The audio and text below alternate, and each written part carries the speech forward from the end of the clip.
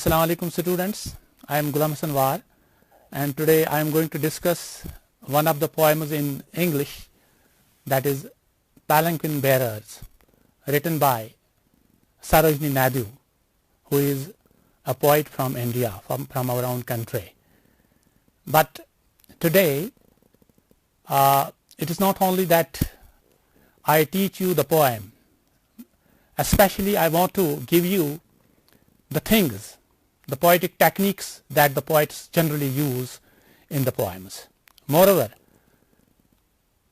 we in India or we in Kashmir have our own culture. The poet has wonderfully defined the culture.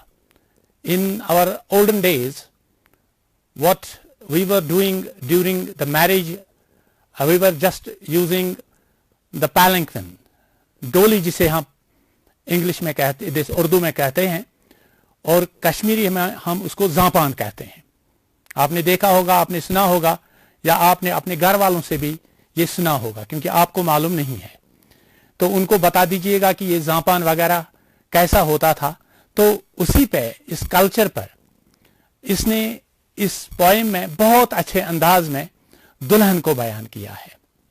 और दुल्हन को ही नहीं, if you see the title of the poem, that is Palanquin Bearers, those persons, यानी कहार, bearers means those persons who were carrying this palanquin, and in that palanquin this bride, she was sitting in that palanquin, and they were carrying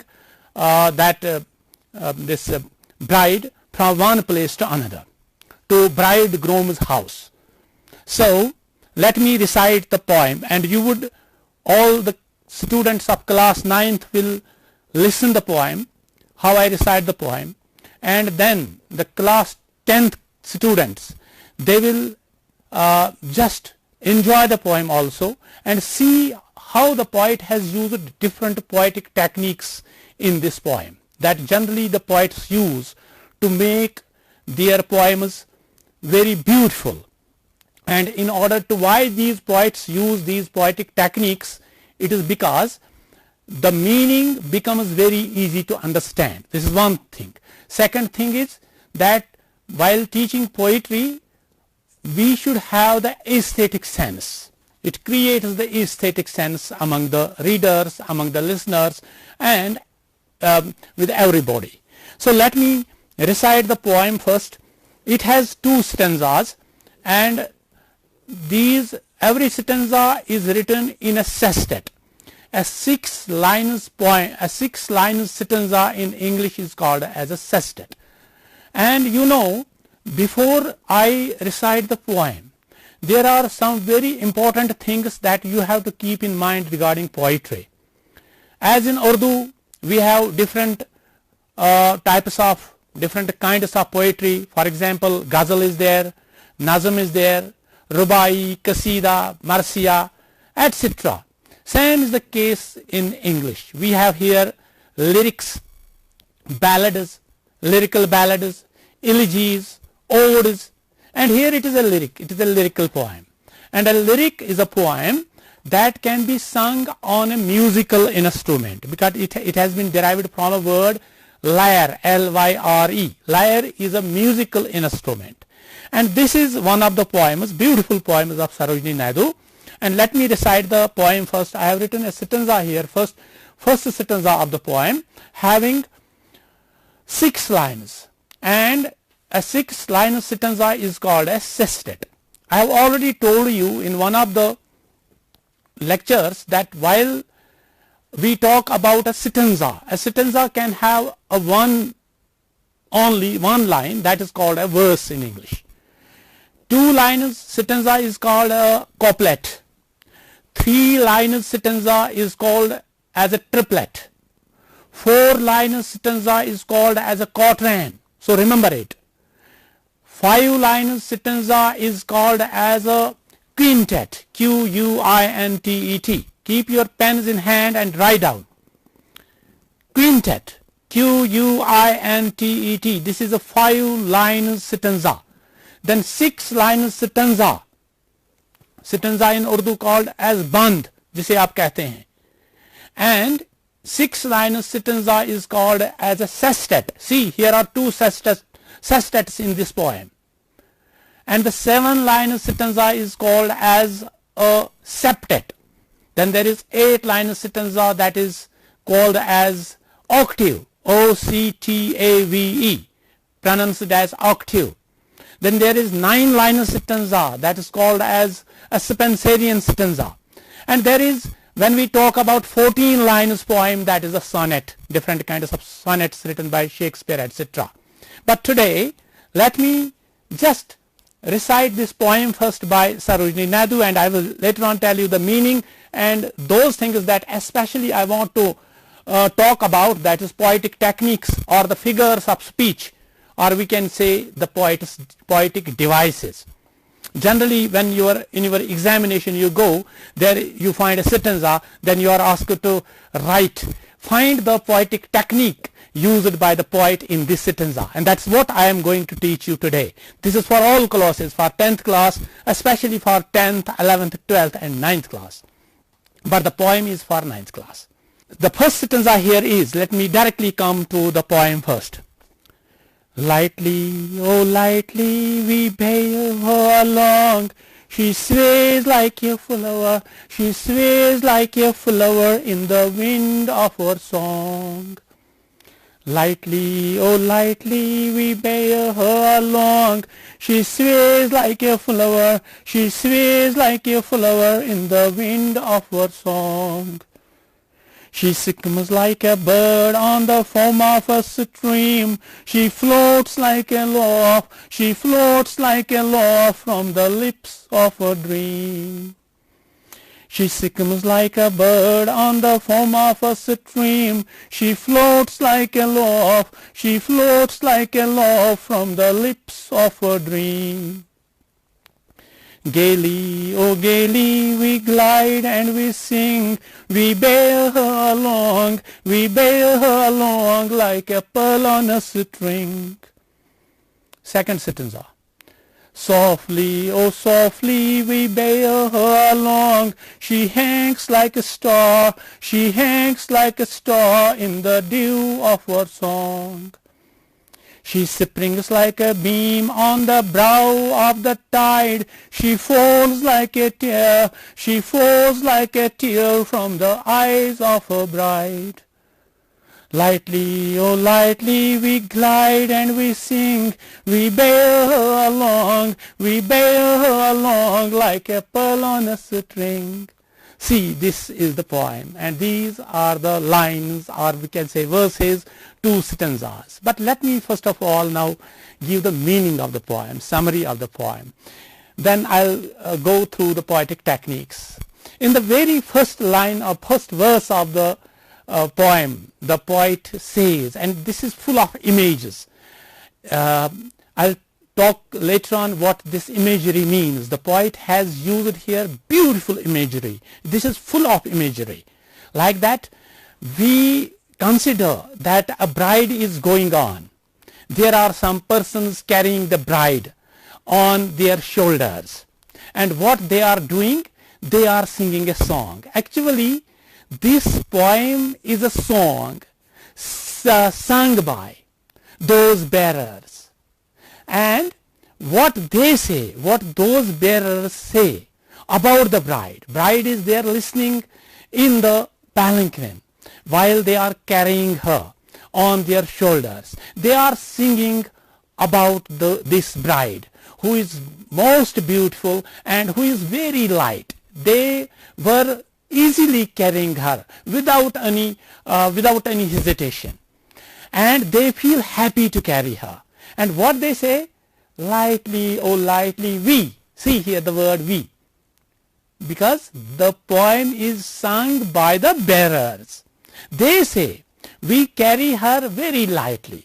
We don't think that there is anybody on our shoulders, because an image comes to your bride, how she is wearing that kind of dress, bridal dress in that palanquin.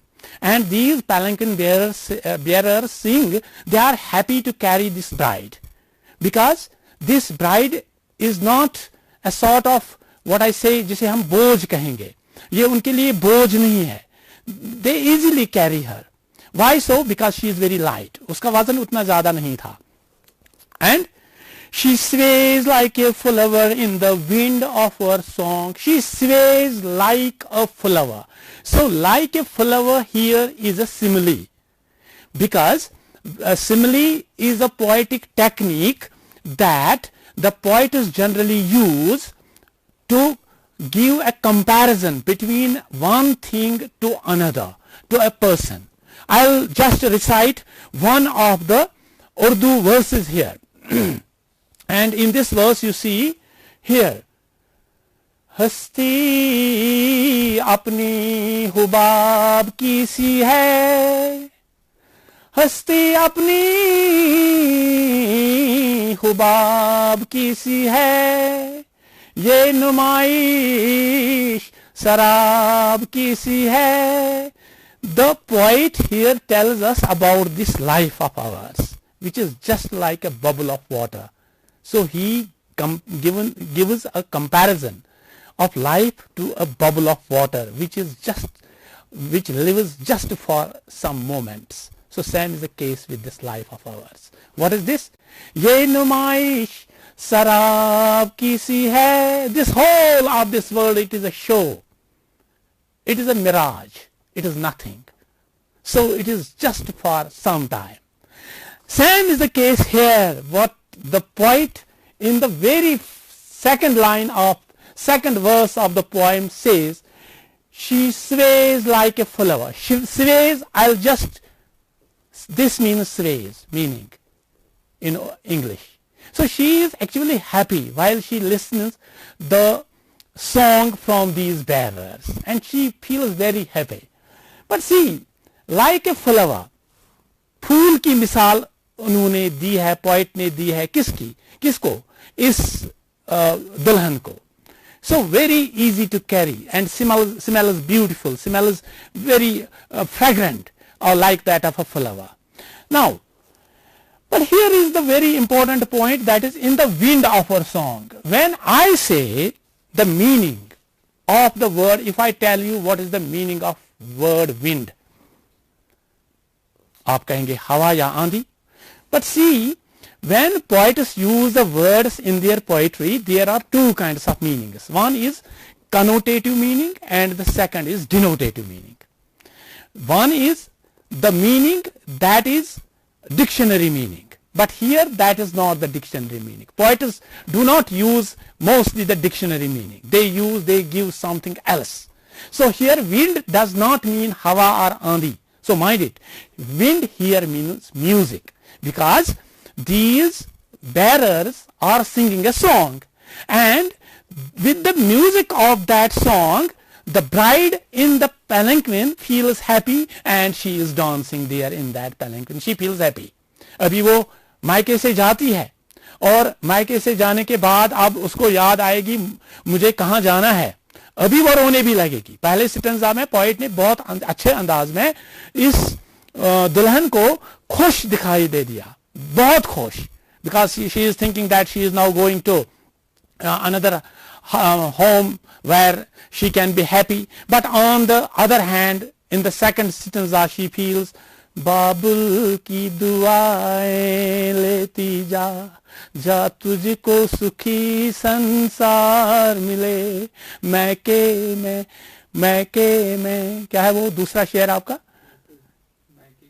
मैके की कभी ना याद आए, ससुराल में इतना प्यार मिले. And see what happens, the same thing happens in this poem. Now let me go to the third verse of this poem.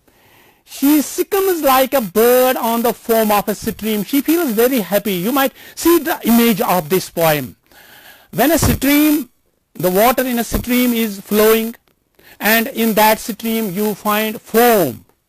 Foam, जाग को कहते हैं हम. And a bird comes and sits on that foam.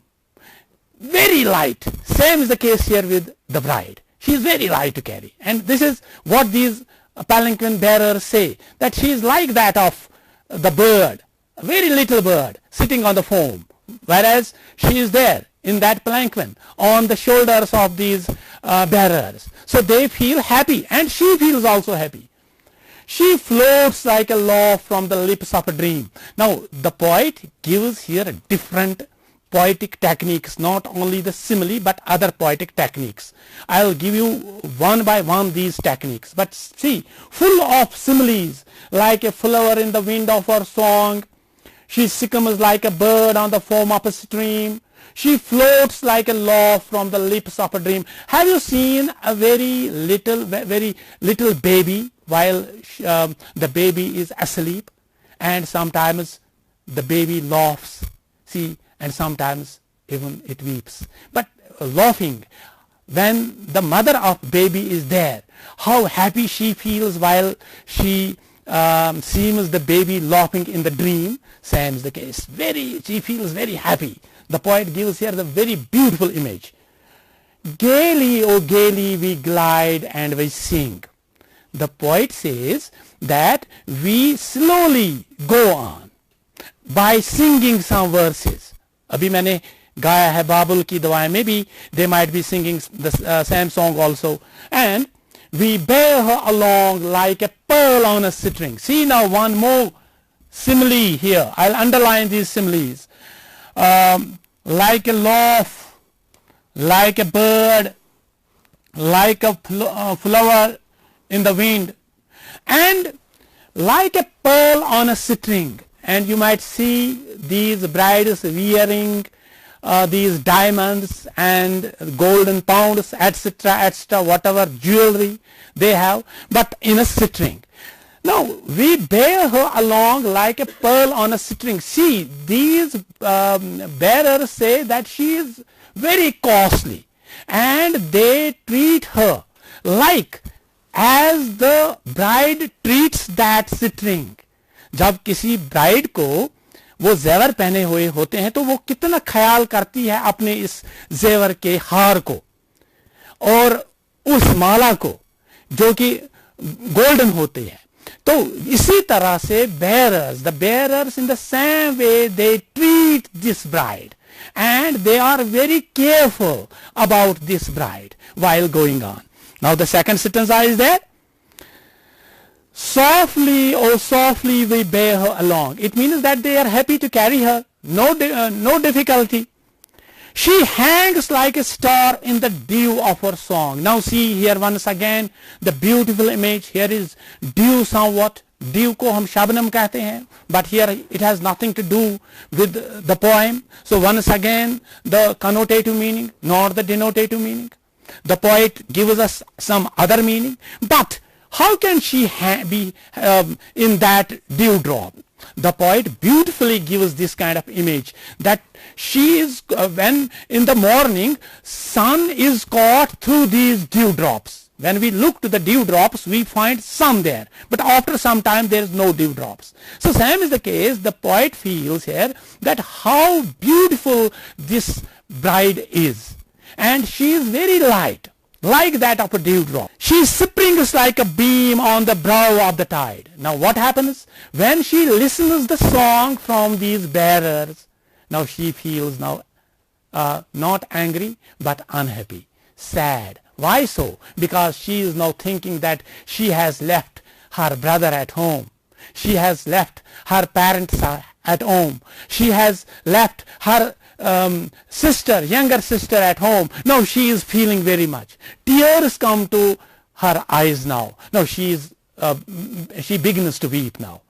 Because she is thinking now deep, because she is leaving her father's or parental home now forever and going to to a husband's home. Now see, she springs like a beam. Now she comes to her conscience and she thinks that what she is doing, why she is happy. So she feels totally sad while thinking that she has now left her parental home. And she falls like a tear from the eye of a bride. Now once again, she falls like it. The bearer sing this song, but on the other hand, the bride is weeping, and a tear, falling of a tear, once again an image. When these brides leave their parental homes, how they feel sad and melancholic and lonely. This is the image, and an image is coming maybe to your mind. See the power of the poetry. This is because the poetry deals with the emotions of a child and emotions of the listener. Now this time the bride is on full of emotions, and on the second hand, if you think on the second side, if you think an image comes to your mind regarding or about a bride who is weeping when she is leaving after she is leaving her parental home. Do you understand? Good. Now last stanza. Lightly, oh lightly we glide and we sing, we bear her along like a pearl on a string. Once again the poet say that we take care of that bride, and she is very costly like that of a pearl, as the bride takes care of that string with pearls, with diamonds. Same is the case with these bearers. Now this is the meaning part of the poem. Sarojini Naidu beautifully creates an image of past, about the culture, how beautifully the people were using these palanquins, and you might see that in that picture also. Now this is the meaning part of the poem. Now there are many poetic techniques used in the poem. Let me first of all tell you, I'll start it from here. Lightly, oh lightly we bear her along. Here you see this poem, this word starts with la, and this starts with la. Clear? There are other things also, but there is a poetic technique in English that is called alliteration. You please write down. Alliteration. A-L-L-I-T-E-R-A-T-I-O-N. Alliteration is a poetic device, is a poetic technique where the poets use a consonant letter. It starts with a consonant letter in the beginning of a word, more than once or more than twice. That's called alliteration. That's called alliteration. And similarly, you know, where the poets use generally these like or as. Then sometimes, now see, here is the alliteration part, and you will find there are different examples of alliteration in the poem. That is, you have to find it out. I'll define one by one. Then you have seen here lightly. So here is I, here is I. Sound I mean say, lightly. So here when the poets use different repeatedly a sound, that means a vowel sound, that is called as assonance in English. What? Assonance. You will write it A-S-S-O-N-A-N-C, assonance. So an assonance is a poetic technique where poets use what? The vowel sounds more than one time in a verse. Then there once again there is the consonants also. La, la, lightly, la, long. So this means consonants. That is, consonance is a poetic technique that poets generally use in a verse where they repeatedly use a consonant sound. In English there are, so you will find such different examples here in the poem, because in the next sentence you have to see what how these examples or these poetic techniques have been used. This is full of imageries. Imagery, if I tell you like a flower, so you have this picture, an image comes to your mind of a flower. This is called as imagery also. You know, in English when we talk about imagery, we talk of different senses, 5 senses. That means feeling, touching, or we say smelling, we say this voice image, we say color image and taste image. In this poem you will find this is full of poetic imagery also. For example, like a bird. on the foam of a stream, and you might be an image would be coming in your mind when a stream is flowing and there is a little foam, and on that foam a bird sits. See, this is image. This is the power of poetry, that how poets use these images to make the meaning of the poem very easy. Now gaily or gaily, now see here, can you give me what kind of this is technique is here? Gaily, gaily, glide. So here g, g and g. So this is once again alliteration. What is this? Alliteration. And there is one more poetic technique, that is onomatopoeia. That is a poetic technique where the poets use the same words giving the same meaning. Meaning and the words, these have the same meaning. For example, tick, tick, tick. Sound is the same and meaning is the same. Tick, tick, tick. Or hiss, hiss. Snakes, these rats squeak. These snakes hiss, hissing. Ticking of a clock. So these are this is onomatopoeia. Here is a refrain. Refrain is a very poetic. Poets generally use this. When we repeat a phrase, when we repeat a word, when we repeat a verse. See here in this sentence we say, we bear her along like a pearl on a string. If you see the second stanza, there in this second stanza, we bear her along like a pearl on a string. So this repetition of a verse, this repetition of a verse of a line, this is called as refrain in English. So see beautifully through this poem there are more than 8 poetic techniques in this one poem, and these poetic techniques are very important for you because these are asked in your examination. Meaning part, while going through the questions of this poem, what are the feelings of the palanquin bearers as they carry the princess inside the palanquin? If I ask you the question, can you answer this question? It means, what are the feelings of the palanquin bearers? Now, how they think? They are happy to carry this bride. Why so? Because she is very light to carry. She is very beautiful like that, and they give her, they give the comparison to different objects which are very light to carry, very beautiful like that of a flower. So they are very happy. What is the rhyme scheme of a poem? Now see, what is the one more thing? There are words when these have the same sound. For example, I say along, song, stream, dream, sing, string. This is these are called the rhyming words. These are called the rhyming words. And same is the case when we talk about the second sentence, you will find more rhyming words from the poem. So then there is rhythm. Rhythm means Urdu में जिसे आप रदीफ कहते हैं, the music, and see that's why this poem can be sung. These are some of the poetic techniques from the poem, and I hope that you might have understood the poem beautifully, and let you sing and recite the poem as I have sung it just now. I hope that you will be able to recite it 2 times, 3 times, and by this way you will remember the poem forever. Hope that you will do it at home, and the questions or exercises in the poem, that is your home task. You will do it after this. Thank you very much for your patience. Thank you.